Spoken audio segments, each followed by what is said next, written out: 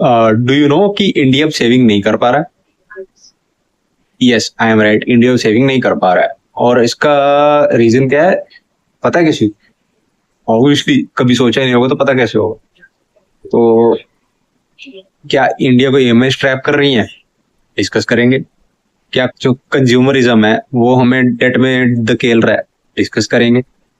और क्या हमारे फाइनेंसिस की जो ऐसी तैसी हो रखी है वो रिवेंज शॉपिंग नहीं करी है? ये भी डिस्कस करेंगे।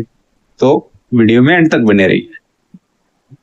सबसे पहले रीजन क्या है कि भारत के एक आम घर की जो हाउस होल्ड इनकम है या सेविंग्स है वो कम हो रही है।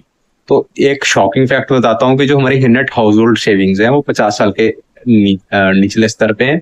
एसबी ने रिसर्च करी थी रिसेंटली जिसमें यह बताया गया कि जो नेशनल नेट फाइनेंशियल सेविंग है हमारे नॉर्मल घरों की, जो 5.1% ऑफ जीडीपी FY23 में है, वो पहले FY21 में 11.5% थी और FY20 में 7.6% थी। ठीक है।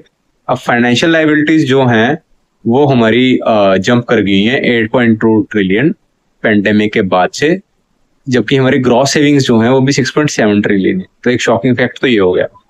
अब लाइबिलिटी साइड पे देखते हैं कि जो 8.2 बिलियन 7.1 के अगेंस्ट इंक्रीज हुआ है वो 90% बोरिंग जो कमर्शियल बैंक से करी गई है। अब इसके रीजंस क्या है? सबसे पहले जो हमारी सेविंग्स डिक्लाइन हुई है उसके मेजरली 3 ही रीजन है। फर्स्ट है ईएमआई, दूसरा है कंज्यूमरिज्म, तीसरा है रिवेंज शॉपिंग।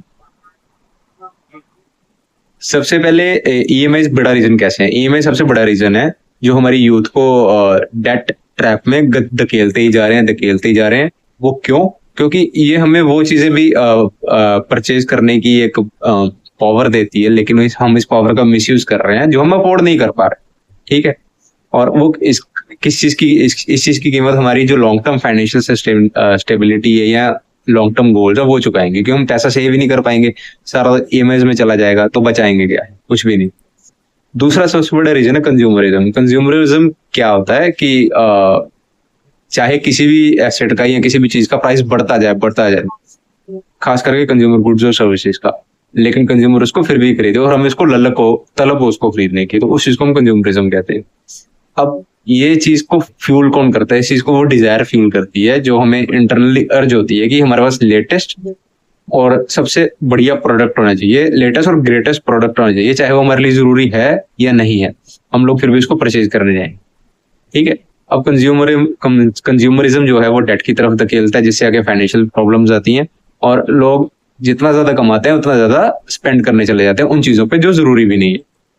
तीसरा सबसे बड़ा कारण है रिवेंज शॉपिंग। अब रिवेंज शॉपिंग वो है कि जैसे सपोज हमारे पास जैसे नॉर्म दो चीज होती हैं, या तो हमें एक ऐसी सिचुएशन ना मिले जिसमें हम स्पेंडिंग कर सकें, या तो हमारे पास उस टाइम पैसे नहीं है जब हम स्पेंडिंग करना चाहते हैं।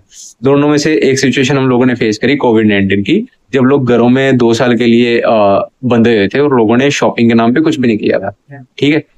तो जैसे कोविड-19 सबसाइड हुआ है तो लोगों ने रिवेंज शॉपिंग करनी शुरू कर दी है। जो चीज उन्होंने लॉकडाउन के दौरान नहीं खरीदी, उन्होंने उस चीज को खरीदा बाहर आके, चाहे वो उनके लिए जरूरी थी चाहे ना नहीं थी।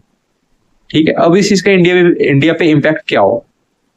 सबसे पहला इम्पैक्ट, हाउस होल्ड सेविंग्स कम हो रही है, डेट इंक्रीज हो रहा है। ये बहुत कंसर्निंग ट्रेंड है। लोअर सेविंग्स रेट का मतलब ये है कि लोगों के पास कम पैसा अवेलेबल होगा इन्वेस्टमेंट के लिए और इकोनॉमी की ग्रोथ में कॉन्ट्रीब्यूशन के लिए। ठीक है। अब हायर डेट बर्डन, मतलब जितना ज्यादा उन पे कर्जा होगा उसका नुकसान सबसे बड़ा ये है कि लोग हल्की सी भी फाइनेंशियल इंस्टेबिलिटी को नहीं झेल पाएंगे। अब इस चीज के लिए हम कर क्या सकते हैं? हम ये कर सकते हैं कि हम अपनी सेविंग्स थोड़ा ध्यान से करें, अननेसेसरी डेट लेना बंद कर दें।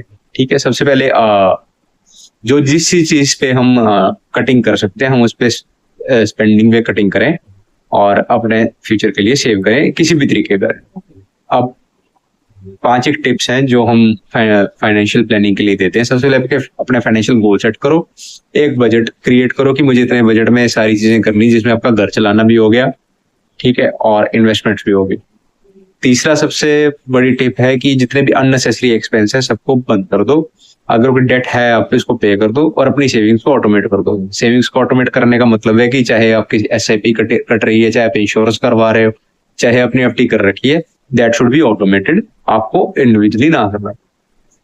इसी तरह के वीडियोस के लिए बने, स्टे ट्यून्ड, लाइक, सब्सक्राइब और शेयर कीजिए।